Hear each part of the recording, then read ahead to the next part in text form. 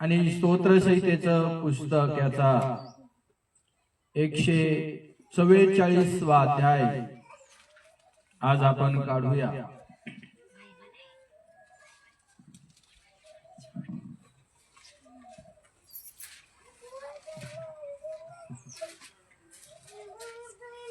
देव आमच्या हातांना लढायला शिकवणारा परमेश्वर आहे। स्तोत्रसंहितेचं पुस्तक 144वा अध्याय आणि त्यामध्ये पहिलं वचन आज आपण वाचूया। परमेश्वर जो माझा दुर्ग त्याचा धन्यवाद हो। तो माझ्या हातांना लढावयास शिकवितो, माझ्या बोटांना युद्ध करावयास शिकवतो। म्हणा शेजाऱ्याला, देव मला लढायला शिकवतो। आम्हाला सगळ्या जणांना ठाऊक आहे की ही लढाई जी आहे ती आध्यात्मिक आमची लढाई आहे। आध्यात्मिक लढाई लढण्यासाठी आम्हाला परमेश्वराच्या मार्गदर्शनाची सदैव गरज आहे। म्हणा आमेन। आणि ही आध्यात्मिक लढाई लढण्यासाठी तुम्हाला आणि मला परमेश्वराकडून शिक्षण घेणं फार महत्वाचं आहे। आम्हाला माहित आहे की जगामध्ये आम्ही पाहतो प्रत्येक जण तयार होत आहे। पोलीस भरतीमध्ये पहा तरी त्याला शिक्षण घ्यावं लागतं, ट्रेनिंग घ्यावा लागते। मिलिटरी मध्ये पण एखाद्या व्यक्तीला जायचं असेल तिथं पण तुम्ही आणि बघा त्याला ट्रेनिंग दिली जाते, त्याला शिक्षण दिलं जातं। प्रत्येक क्षेत्रामध्ये असं जर तुम्ही आणि पाहिलं तर तुमच्या आणि माझ्या लक्षात येतं की प्रत्येक क्षेत्रामध्ये शिक्षण फार महत्वाचं आहे। आणि जर जगिक गोष्टीमध्ये प्रत्येक माणसाला शिक्षण घ्यावं लागतं, ट्रेनिंग घ्यावा लागते आणि मग त्याचं यश मानवाला मिळतं। मग कुणी पोलीस होईल, कुणी मिलिटरी मध्ये जाईल, कुणी ऑफिसर होईल, कुणी काय होईल, कुणी काय होईल। त्याचप्रमाणे तुम्हाला आणि मला आध्यात्मिक जीवनामध्ये शिक्षण देणारा हा परमेश्वर आहे। आणि त्या परमेश्वराच्या शिक्षणाची प्रत्येक मनुष्याला या पृथ्वी तलावर गोडी लागणं फार महत्वाचं आणि फार गरजेचं आहे। या अध्यायामध्ये तुम्हाला आणि मला शिकायला मिळतं की परमेश्वर दावीद राजा म्हणतो आम्हाला लढायला शिकवतो। म्हणजे काठ्या घ्या, कुऱ्हाडी घ्या, कोयते घ्या, अजून खोरे घ्या, जे जे हत्यार असेल ते घ्या असं देवाला म्हणायचं का? नाही। आमचा प्रभू स्वर्ग आणि पृथ्वीचा निर्माण करणारा जो देव आहे तो परमेश्वर म्हणतो की मी तुम्हाला लढाई लढवायला शिकवणार आहे। आणि तुम्हाला आणि मला देवावरती विश्वास ठेवणं फार महत्वाचं आहे। आमची लढाई माणसासंग नाही। म्हणा आमेन। ज्या माणसामध्ये रघात आहे त्या माणसाबरोबर आमचे भांडण नाही। आम्हाला त्या माणसाला, त्या स्त्रीला काठ्याने, कुऱ्हाडीने, कोयत्याने अजिबात मारायचं नाही रे बाबा। तर मग दावीद राजा परमेश्वराच्या वचनातून आम्हाला ही गोष्ट काय सांगत आहे की देव मला लढाई लढावायला शिकवतो आणि माझ्या बोटांना युद्ध करायला तो शिकवतो। पहाट मी प्रार्थना करत असताना परमेश्वराने मला एक गोष्ट प्रगट केली आणि मी आहे आणि एका ठिकाणी मी चाललेलो आहे, परंतु मला पैशाची गरज पडलेली आहे आणि पैशाची गरज पडल्यानंतर मी पैसा मागतोय पण कुणी मला पैसा देत नाहीये. आणि मग एक माणूस आहे की त्या माणसाच्या खिशामध्ये पैसा आहे आणि मग मी ठरवलं त्या माणसाच्या खिशातून मला पैसा काढायचा आहे, परंतु त्या माणसाला मला कळू द्यायचं नाही की त्याचा पैसा मी काढलाय त्याच्या खिशातून. मग काय शक्कल लढावी, काय डोकं चालावं मला काही समजेना. मी माझ्या बुद्धीने तो पैसा काढला आणि त्या माणसाने तो पैसा काढत असताना मला पकडण्याचा प्रयत्न केला, परंतु त्याच्या हातातून मी निसटलो आणि मी माझा जीव घेऊन पळू लागलो. या झाडावरती उडी मार, तो माणूस त्या झाडावरती येऊन बसलाय आणि ते झाड दोघांच्या वजनाने खाली आले. परत मी पुढं पळ काढलाय, तो माणूस माझा पाठला सोडीना आणि पुन्हा असं करता करता धावता धावता पळता पळता तो माणूस माझा काय पिछा सोडीना आणि मी पळतच सुटलो माझा जीव वाचवण्यासाठी. त्या माणसाला त्याचा पैसा पाहिजे. आणि पुढे चालून मी पाहिलं की एक नाग आहे, एक साप आहे आणि तो साप जो आहे एका छोट्या मुलाला तो चावलेला आहे. त्याच्या आईचं त्याच्याकडे लक्ष नाही. छोटं बाळ आहे, असं 1.5-2 वर्षाचं, आणि त्या आईचं त्याच्याकडे बिलकुल लक्ष नाही. ती आई त्याला कुठं पण टाकून देते आणि कुठं टाकून दिल्यानंतर त्या एका बिळातून तो साप बाहेर आला आणि त्या मुलाला तो चावला. चावल्यानंतर त्याला हॉस्पिटलमध्ये घेऊन जाण्यासाठी कोणीच नाही. आणि मग मी त्याच्याकडे पाहिलं आणि मला त्याची दया आली, कळवळा आला आणि मी त्या मुलाला उचललं माझ्या हातावर आणि मी पळत सुटलो हॉस्पिटलच्या रस्त्याने. आणि तोपर्यंत त्याच्या मुलाच्या पूर्ण बॉडीमध्ये विष पसरत पसरत पसरत पसरत चाललं होतं आणि त्याच्या शिरा ज्या आहेत काळ्या निळ्या होत चालल्या होत्या.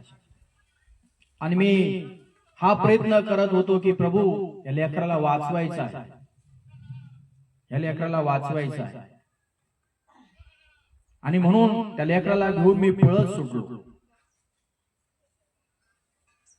आणि परमेश्वराने यातून मला मार्गदर्शन केलं की साप चावणं म्हणजे काय आहे. हे एक पापाचं दर्शक आहे, हे एक आज्ञाभंग करण्याचं एक दर्शन आहे. म्हणजे परमेश्वराला मंडळीतील लोकांना असं सांगायचंय की तुम्ही आणि मी देवाच्या राज्यात जीवन जगत आहोत. म्हणजे बालकासारखे तुम्ही नम्र झालात, लीन झालात. परमेश्वराचं राज्य तुम्हाला वचनातून कळत आहे ते कसं जीवन जगण्याचं आहे. परंतु धूर्त लबाड जो शैतान आहे तो तुम्हाला आणि मला हे जीवन जगू देत नाही. म्हणून तो तुमचा आणि माझा पाठला करतो आणि तो तुम्हाला आणि मला पापात पाडण्याचा प्रयत्न करतो. तुम्हाला आणि मला आज्ञाभंग करण्याचा तो प्रयत्न करत असतो. आणि देवाच्या वचनामध्ये तुम्ही आणि मी या ठिकाणी पाहतो की काय परिणाम होणार आहे परमेश्वराच्या आज्ञाचं पालन न केल्याने. हे एक शैतानाचं सामर्थ्य पण दाखवतो. साप चावणं, साप चावणं आमच्या आध्यात्मिक जीवनाला फार मोठा त्याचा धोका आहे. लोक म्हणतात शरीराला धोका आहे, शरीराला धोका आहे, पण शरीर कदाचित डॉक्टर वाचू शकतो. इंजेक्शन वगैरे त्यांची जे काही असेल प्रोसिजर करून शरीर तो वाचू शकतो. परंतु सगळ्यात मोठा धोका विश्वासू लोकांच्या आत्म्याला आहे. म्हणून या ठिकाणी देवाच्या वचनात तुम्हाला आणि मला बघायला मिळतं, आध्यात्मिक जीवनाचे प्रतीक मानले जाते की साप चावणं. हे शैतानाचं काम आहे, शैतानाचं हे कार्य आहे. म्हणून आज परमेश्वराने आम्हाला हे वचन दिलेलं आहे की आम्हाला आध्यात्मिक लढाई करता मनुष्याला प्रभू येशू ख्रिस्तावरती अवलंबून राहणं गरजेचं आहे. आमेन म्हणा सगळेजण आमेन. हा, यासाठी की तुम्हाला आणि मला देवाकडे येऊन, ख्रिस्ताकडे येऊन तुम्हाला आणि मला शिक्षण घेणं गरजेचं आहे. कारण शारीरिक जीवनात तुम्ही आणि मी डॉक्टरांच्या द्वारे वाचलं जातो. तो इलाज करणार, औषध देणार, गोळ्या देणार, काहीतरी करणार, तो तुम्हाला आणि मला वाचवणार त्याच्या प्रयत्नाने. परंतु आध्यात्मिक जीवनामध्ये तुम्हाला आणि मला कोण वाचवणार? ह्या पापापासून, या शैतानाच्या शक्तीपासून, या शैतानाच्या सामर्थ्यापासून तुम्हाला आणि मला कोण वाचवणार? आणि आध्यात्मिक जीवनामध्ये तुम्हाला आणि मला यासाठी देवावरती अवलंबून राहणं गरजेचं आहे. आणि तुम्ही आणि मी देवाकडे यासाठी येतो की देवाने आम्हाला शिक्षण द्यावं. हे शिक्षण ज्यावेळेस तुम्ही आणि आपल्या जीवनामध्ये घेतो त्यावेळेस परमेश्वर तुम्हाला आणि मला या ठिकाणी काय करतो? मार्गदर्शन करत असतो. म्हणा सगळेजण आमेन. आणि त्याच्या मार्गदर्शनावरती तुम्ही आणि मी आज विसंबून अवलंबून राहणारे लोक आहोत. तुम्हाला आणि मला माहिती आहे की बोट कशाला दर्शवतं? येशू ख्रिस्ताने भूत काढली. कशाने? इशारा केला जातो. हे चिन्ह एखाद्या व्यक्तीला ज्यावेळेस दुरात्मा लागतो, अशुद्ध आत्मा लागतो, त्यावेळेस देवाचे लोक, परमेश्वराचे अभिषिक्त सेवक त्या दुरात्म्याला कमांड करतात. आमेन. आज्ञा करतात, त्याच्याकडे बोट करतात, त्याला म्हणतात कमांड. आज्ञा करतो मी तुला, तिला सोडून निघ, त्याला सोडून निघ शैताना येशूच्या नावाने. हे एक चिन्ह आहे. बोट आम्हाला परमेश्वर त्याबद्दल दाखवत आहे की परमेश्वराने, प्रभू येशू ख्रिस्ताने भूत जे आहेत बोटाच्या सामर्थ्याने दाखवले. म्हणजे बोटामध्ये देखील काय दाखवलं आहे? सामर्थ्य दाखवलेलं आहे. म्हणून या ठिकाणी तुमच्या आणि माझ्या हाताला युद्ध करायला देव शिकवतो. आणि या वचनामध्ये लिहिलं आहे तुमच्या आणि माझ्या बोटांना देखील युद्ध करायला परमेश्वर शिकवतो. हाताने लोक भांडणं करतात, मारामाऱ्या करतात, जगातले लोक आम्ही पाहतो, आहे का नाही? एकमेकांचं नुकसान करतात, एकमेकांना हाणतात, एकमेकांचं रक्त पाडतात. तसं तुम्हाला आणि मला करायचं नाही. तर ह्या हातामध्ये परमेश्वर तुम्हाला आणि मला पॉवर देत आहे, सामर्थ्य देत आहे, यासाठी की हे हातांचा जगातल्या लोकांच्या हितासाठी, कल्याणासाठी तुम्हाला आणि मला वापर करायचा. ज्या ज्या रोग्यावर किंवा आजारी माणसांवरती तुम्ही हात ठेवता, या हातामध्ये सामर्थ्य परमेश्वर ज्यावेळेस देतो त्यावेळेस तो हात तुम्ही ज्या माणसांच्या डोक्यावरती ठेवाल, पोटावरती ठेवाल किंवा पायावरती ठेवाल, जिथं कुठं तो पेशंट असेल, आजारी असेल, येशू या हातांमधून शैतानाचं साम्राज्य नष्ट करण्यास हाताचा वापर करतो. शैतानाचं साम्राज्य त्या व्यक्तीमधून, त्या घरामधून, त्या कुटुंबामधून उद्ध्वस्त करण्यासाठी तुमच्या आणि माझ्या या हाताचा वापर करत असतो. ही तुमच्या आणि माझी आध्यात्मिक लढाई आहे. आणि म्हणून भूत काढताना मी झिंजा वगैरे धरत नाही कोणाच्या, केस वगैरे धरून ते करायचं नाही. आता एका कुटुंबात आम्ही गेलो होतो आणि जवळपास 3 महिने झाले ते एका ठिकाणी प्रार्थनेला जातात. आणि ती मुलगी आम्हाला सांगत होती की माझ्या आईला असं भूत लागलेलं आहे. विहिरीतून ती विहिरीकडे काहीतरी पाणी भरण्यासाठी गेली आणि त्या विहिरीतून एक दुरात्मा बाहेर निघाला, भूत बाहेर निघालं आणि त्याने माझ्या आईला पकडलं. आणि धरल्यानंतर माझी आई पहिल्यासारखं घरामध्ये चांगलं वागतच नाही. आणि हे भूत काढण्यासाठी आम्ही प्रत्येक ठिकाणी जाऊ लागलो, प्रत्येक ठिकाणी, पण हे कुठंच निघत नाही. शेवटी ते म्हणतात आम्ही एका ठिकाणी प्रार्थनेला येऊ लागलो आणि 3 महिने झालेत आम्ही प्रार्थनेला येतोय, तरी देखील ते भूत काही निघत नाही. बाईने सांगितलं त्या ते म्हणे लय डेंजर आहे. एका बाबाने पण सांगितलं ते लय डेंजर आहे आणि 2-3 पास्टर लोकांनी पण सांगितलं ते भूत लय डेंजर आहे, ते काय आमच्याच्याने निघत नाही.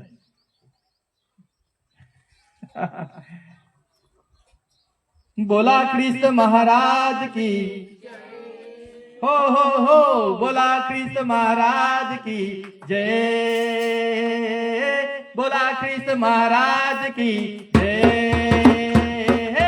बोला ख्रिस्त महाराज की जय.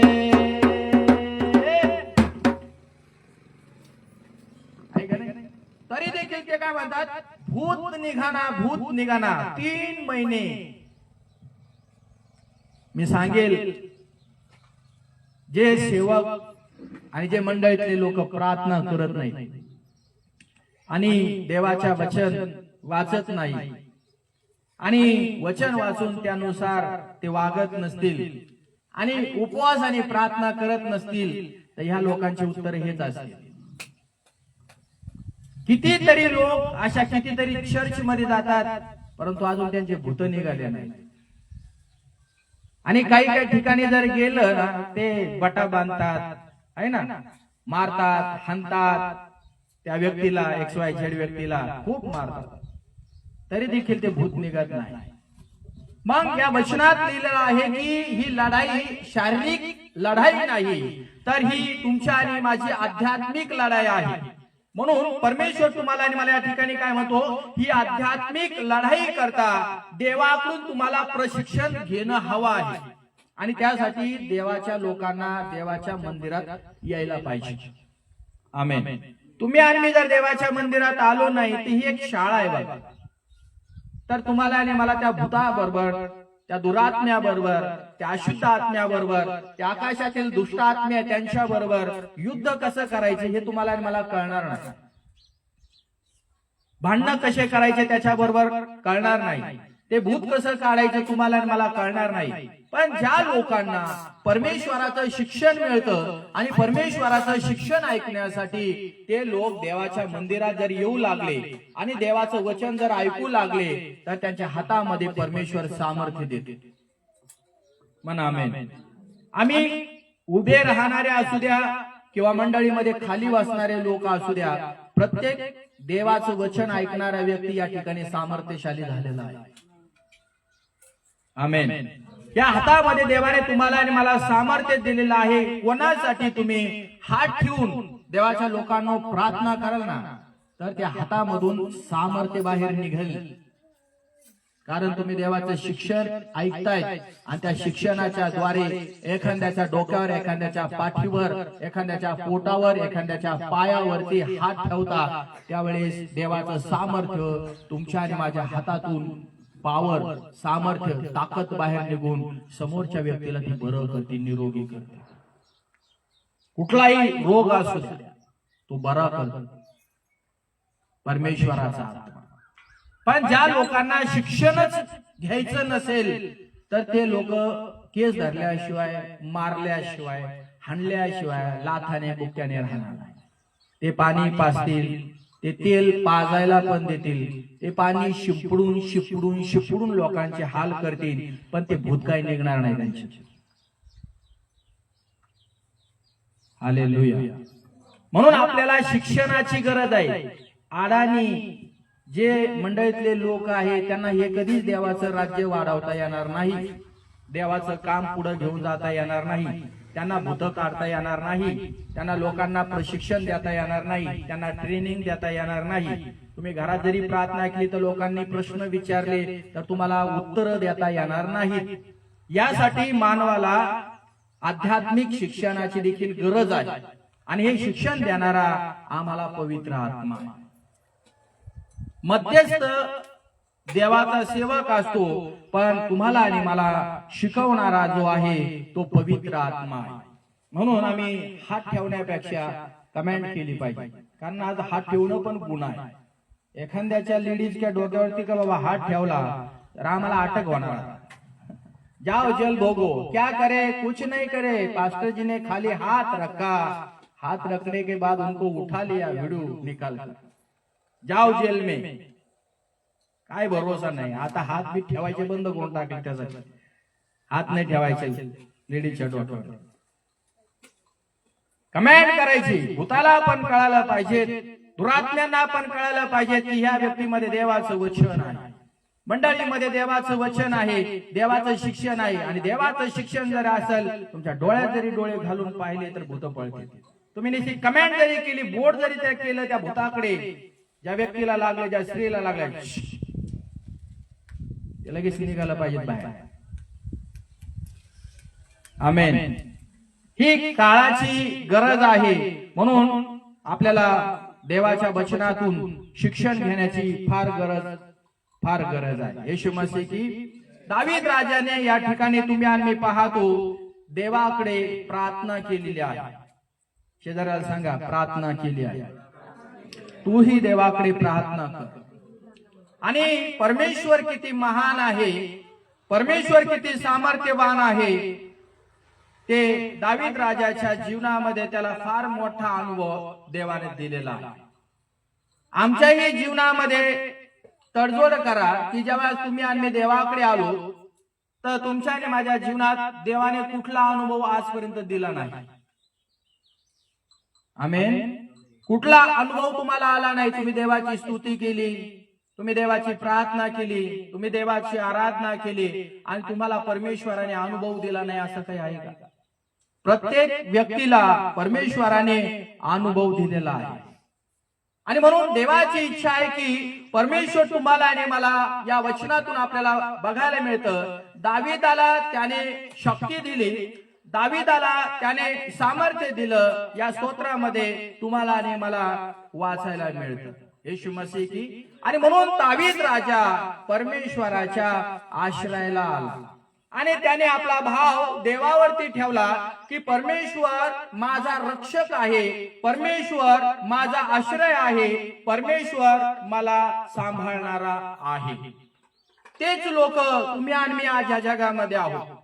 अनुभव आल्याशिवाय कुणी देवाचं गीत गात नाही, देवाची प्रार्थना करत नाही, देवाचं पवित्र शास्त्र वाचत नाही. काहीतरी देवाच्या लोकांनो तुमच्या आणि माझ्या जीवनात प्रभूने केलं आहे, म्हणून आम्हाला त्याचं येड लागलेलं आहे. येड लागलं, वेड लागलं म्हणा. आता गावराम शब्द गावठी शब्द फरक आहे. वेड लागलं, बोला. वेड लागलं कशाचं? येशूच्या प्रेमाचं. सुंदर गीत त्यांनी गायलं. वेड लागलं मला, वेड लागलं येशूच्या प्रेमाचं, मला वेड लागलं. असंच माणसाला वेड लागलेलं नाही. आमच्याही जीवनात आम्ही ही प्रभूची सेवा कार्य करत असताना आम्हाला खूप खूप मोठे अनुभव आलेले आहेत. आणि अनुभव आले म्हणून आम्ही प्रभू येशू ख्रिस्ताला आमचा जीवनदाता, तारणारा, उद्धार करणारा, मुक्तीदाता, शांतीदाता, पाप क्षमा करणारा, संरक्षण करणारा, मोक्ष देणारा देव म्हणून आम्ही स्वीकारलेला आहे. येशू प्रभू की. ही आमची आध्यात्मिक लढाई आहे आणि ही आध्यात्मिक लढाई लढण्यासाठी परमेश्वर तुम्हाला आणि मला आज सामर्थ्य पुरवत आहे. जसं त्या काळात दावीदाला त्याने सामर्थ्य पुरवलं, आज ह्या काळात तुमच्या आणि माझ्या जीवनात परमेश्वर सामर्थ्य पुरवत आहे. आमेन.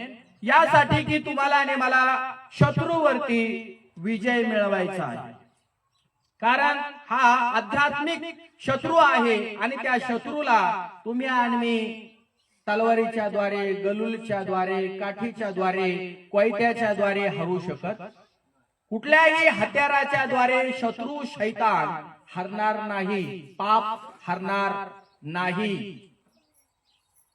यासाठी परमेश्वर तुम्हाला आणि मला या ठिकाणी सांगत आहे, तुम्हाला आणि मला शत्रूवरती विजय प्राप्त करायचा आहे। काय करायचं आहे? विजय प्राप्त करायचा आहे। आणि यासाठी तुम्हाला आणि मला परमेश्वराचं शिक्षण घेणं हे फार महत्वाचं आणि फार गरजेचं आहे। म्हणा आमेन सगळे। दावीद एक मेंढपाळ होता, मी पाहिलेला आहे, बरोबर आहे ना, सर्वसाधारण, पण दावीद तुम्ही आणि पाहतो शारीरिक जीवनामध्ये परमेश्वराने त्याला निवड करण्याच्या अगोदर त्याने त्याच्या बापाची मेंढर जे अस्वल असेल किंवा एखादा प्राणी असेल त्याला घेऊन जायचं, ओढून घेऊन खायला। आणि आम्हाला सगळ्या जणांना ठाऊक आहे की दावीद पाठला करायचा आणि त्या अस्वलाचं किंवा कोल्याचं तोंड काय करायचा, सिंहाचा जबडा फाडायचा, बरोबर आहे की नाही, आणि त्याच्यातून ते मेंढरू काढून आणायचं। युद्ध